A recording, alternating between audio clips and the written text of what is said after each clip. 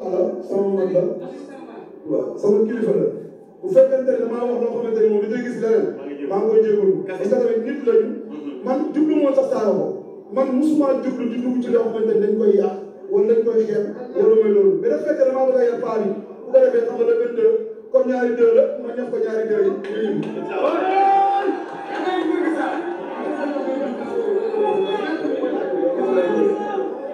loolu nag day dépendre xam naa ni moom day yor mais combat bi bu fekkee yor la ñu dina gaaw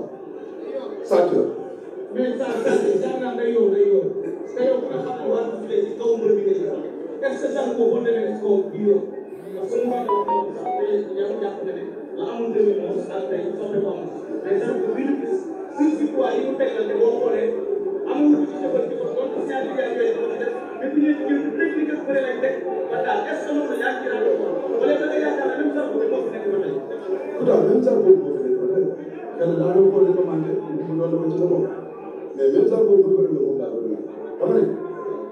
nga man maay sëñ bi bu sol def ci yoon rek nga war maa daan balaa nga maa daan fa ngay xalaatee pour ma daan la yow.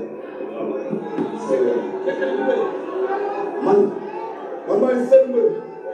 damay def sama erreur xel bi nga am pour daan ma balaa moo sotti man am naa xelum góor ma gis kenn ñu may génnee daan la ki may bëre dafa yéex na gaawul dafa yéex ah mun ma amee dara déedéet donc da ko daan la ko mais dama koy sant yàlla lu koy